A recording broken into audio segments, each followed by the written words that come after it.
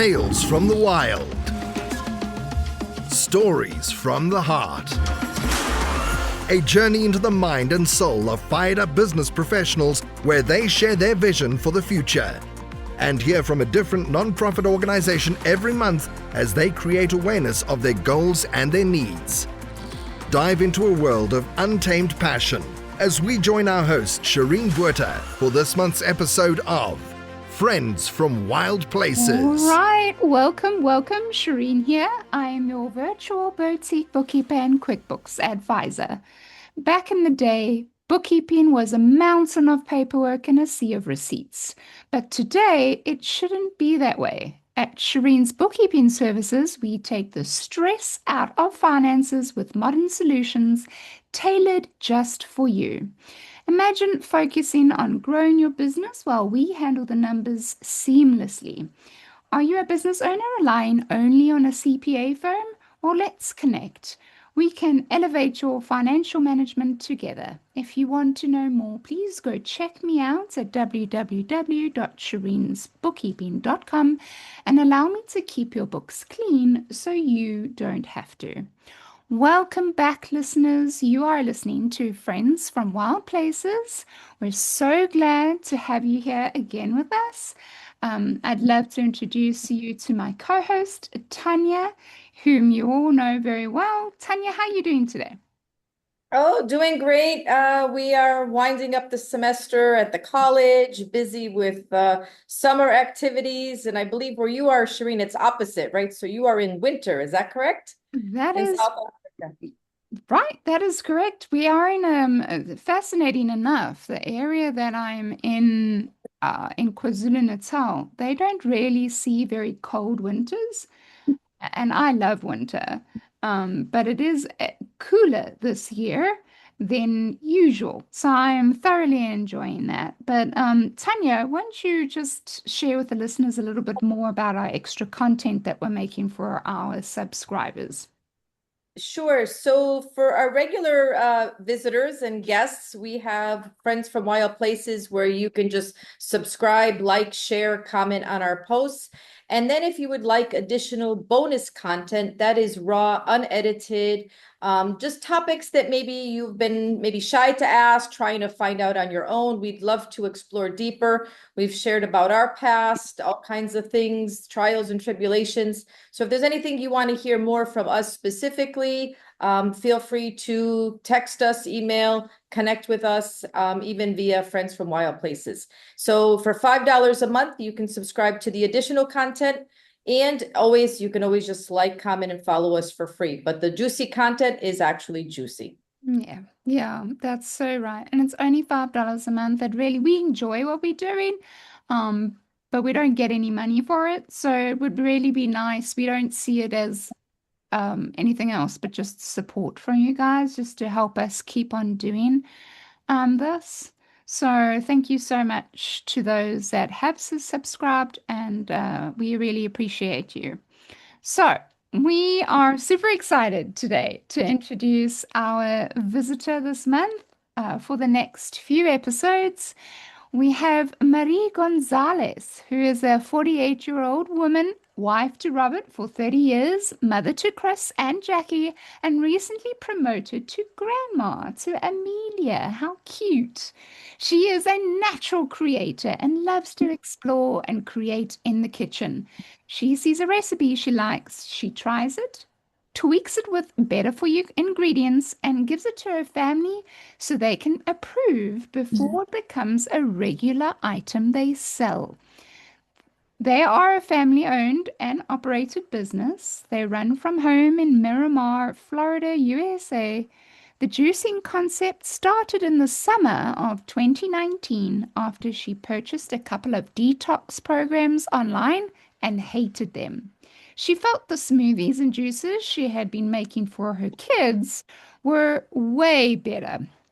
She started researching and educating herself in the topic of using fruits and vegetables to naturally detoxify one's body. That's when Munchie Blends was born. But later that changed to the name Yes to Detox. We're so happy to have you here, Marie. Welcome, welcome. Thank you so much for having me. I'm very excited. Thank you. Well, this is going to be great. I'm not the healthiest person in the world, but I always like to hear about how different fruits and vegetables can help with different, illnesses and symptoms and pains in our bodies. And I just find it quite interesting. So, yeah, they do say that food can be natural medicines. So I'm looking forward to hearing more about you and your business. But before we do, Tanya and I are a little bit of true crime enthusiasts, as you all know. So we always like to start our podcast with chatting about the latest crimes that have been going on. And to be honest, I was quite disappointed when I heard about this crime because I kind of like this guy. Mhm. I thought he was I thought he was doing a lot of good in the world with his movies. I thought all of his movies that he directed and created, and his character always had such good messages in his movies. And if you don't know who I'm talking about Tyler Perry. His character is Medea in a lot of his movies, and I just thoroughly enjoyed the good underlying um, message that Yeah. a lot of his movies carry. And so when I heard about this court case, I was quite disappointed because I think in a way I put him on a little bit of a pedestal. And I thought, finally, a good director that's trying to do good in the world of, of Hollywood. But I seem to be wrong. And so, listeners, if you don't know who I'm talking about, yes, I'm talking about the case of sexual assault against Tyler Perry.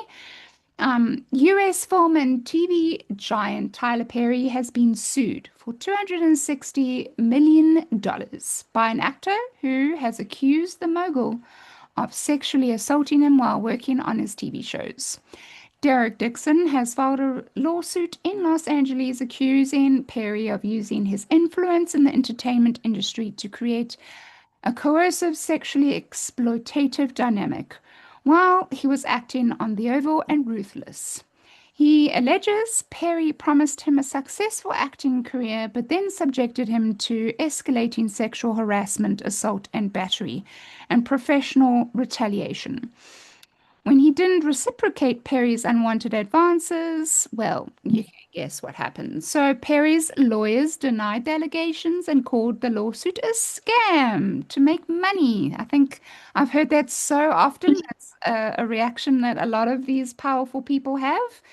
The lawyer continues and says this is an individual who got close to Tyler Perry for what now appears to be nothing more than setting up a scam. His attorney, Matthew Boyd, told the BBC, but Tyler will not be shaken down, and we are confident these fabricated claims of harassment will fail. Um, Let me just mention a couple of the other cases that are similar to this case, listeners. We're talking Harvey Weinstein, we're talking Bill Cosby, we're talking R. Kelly, we're talking Sean Combs, we're talking Kevin Spacey, Roger Ailes, and even the Baldonian Lively case. These are some of the very few cases that have come up, and I think my biggest question that I wanted to chat to you ladies right now and hear your opinion on it is, what are your thoughts about these victims coming forward years later claiming sexual harassment on these powerful people? Does it seem more than usual, or do you think it's a good or a bad thing? Like, let's just chat a little bit about what you think. Should we start with you first, Marie? Sure. Um, it's really unfortunate because I do share, excuse me, your feelings on the actor. Mm. Growing up, my kids, we used to stay up late, watch Medea, and there's a couple lines that we still use till today, like hallelujah. So it's an American thing, I would say. It is unfortunate because, in a position that he is, a position of power, position to lead others, to, a lot of youth, looks up to these people. Mm. And in the victim's case, they may decide to come forward years after because, they're ashamed, they're afraid. Sometimes they stay quiet, they don't say anything because they fear. But yes, I support the, come forward movement, say your story, take it to court, don't be afraid. If it happened, if you're, standing with the truth, there's nothing to fear. That's my opinion. That's very true. Tanya, what about yourself?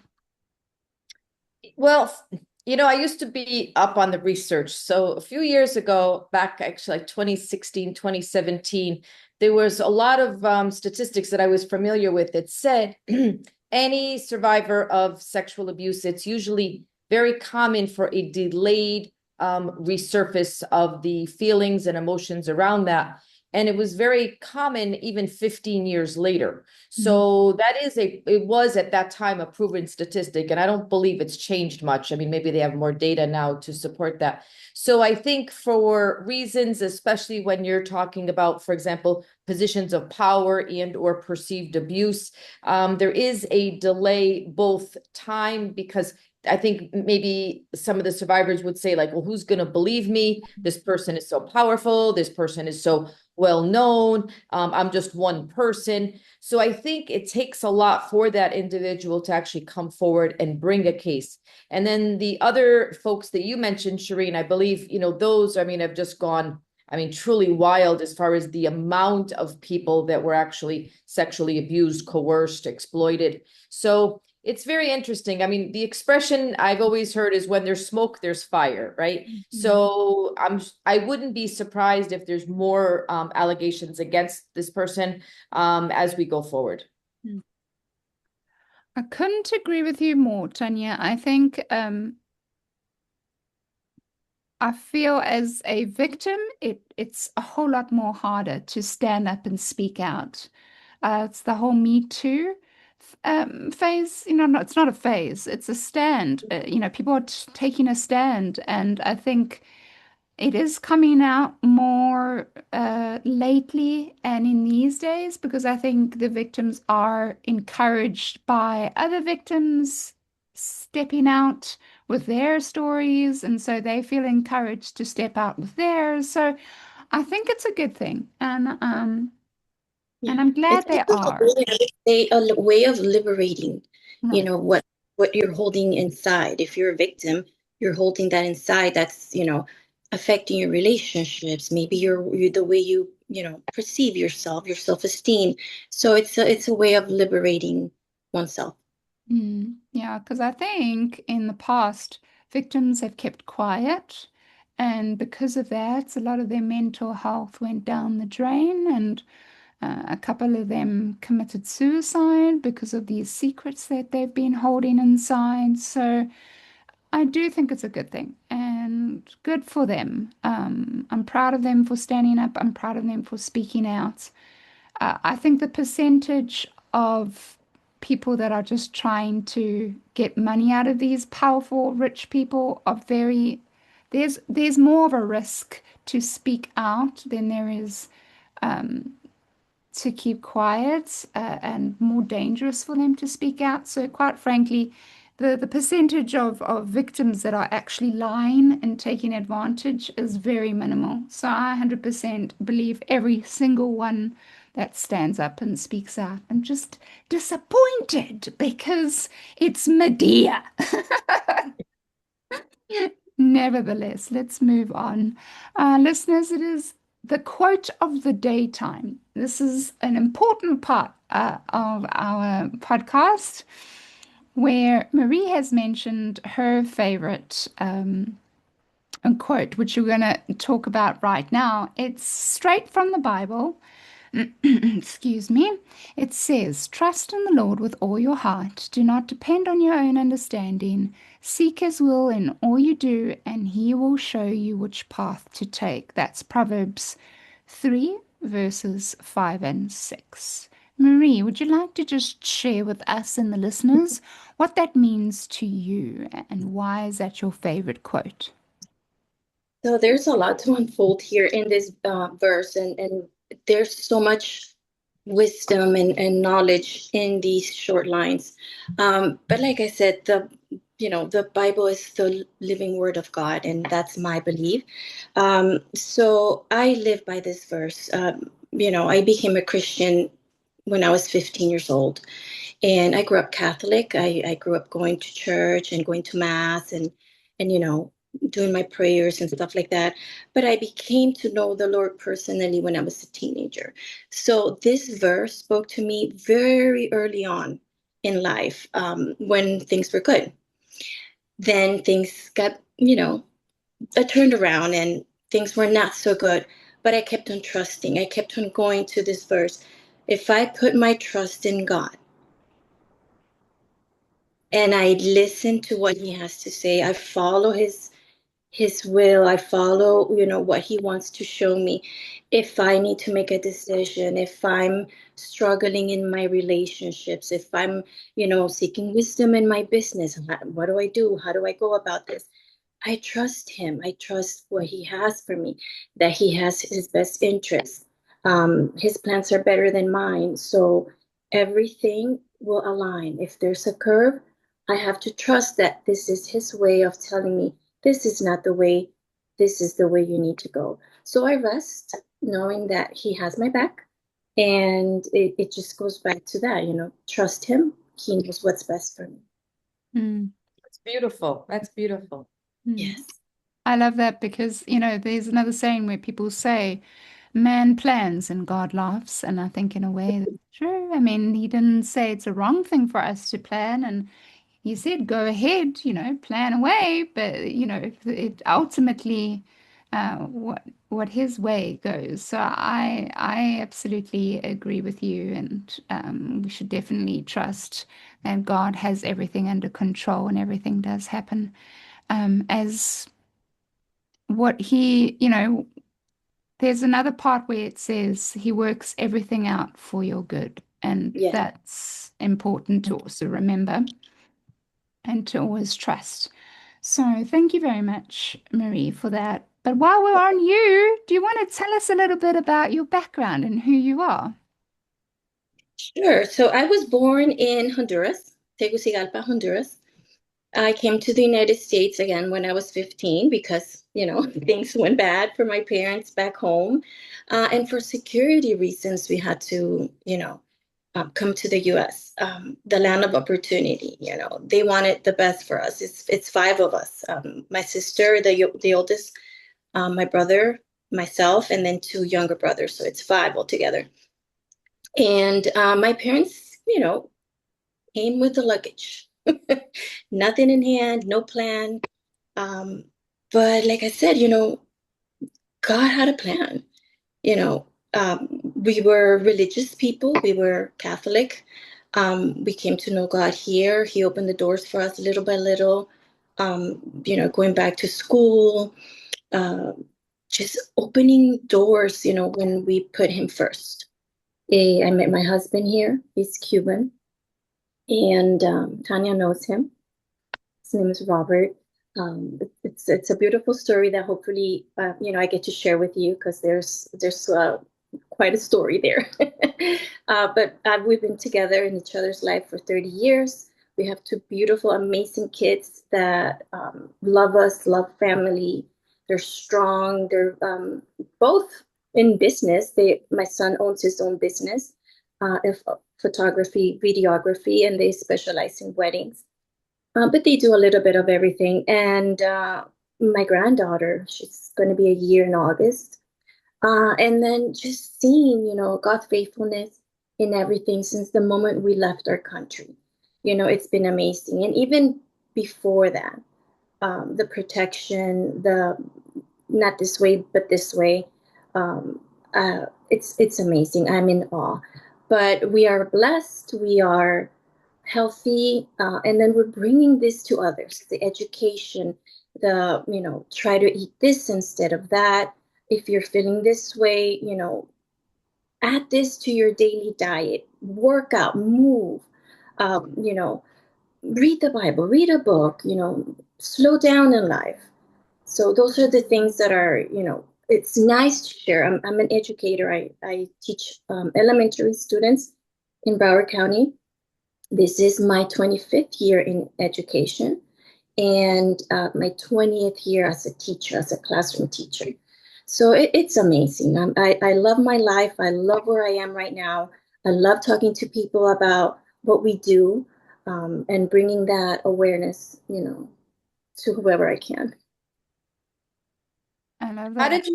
did you begin your business with the juicing? Yes. So that became sort of like a need. I was feeling sluggish. I'm like, I don't know what's going on. I was in my early 40s or turning into the 40s. And we know that once we hit 40, things change drastically. So I started feeling those changes. Um, my clothes started getting a little tighter. I wasn't changing anything. I was eating the same things. But I noticed changes. So I said, let me try to do a detox. So I researched, I went online, I ordered some juices. And like I said, I did not like them at all. I had to throw them out. I did not consume a single juice. I tried and I just couldn't. Then I shopped locally with a lady. And again, there was one juice that I liked that I was able to drink. The rest I had to toss. And I said, this is pretty much the same thing that I've been doing for my kids. My kids were picky eaters when they were younger. So in a way to, introduce and have them eat fruits and vegetables, we had to disguise them whichever way possible. So juicing, smoothies, into the fruits and stuff like that. And they would enjoy it. They would ask me, Mommy, give me that mango smoothie. Mommy, make me that spinach smoothie or that green one.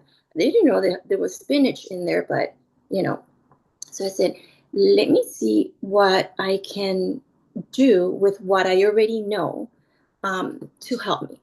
So I did. I researched, I bought some books, I went online. And again, I did it with my family first. My family, my friends, the people at the gym where I used to work out before. They were my guinea pigs, but they loved it. And I got good feedback, my friends from college, from my coworkers. So I'm like, I think I have something here, something good, something that I can share with others, improve other people's life along the way.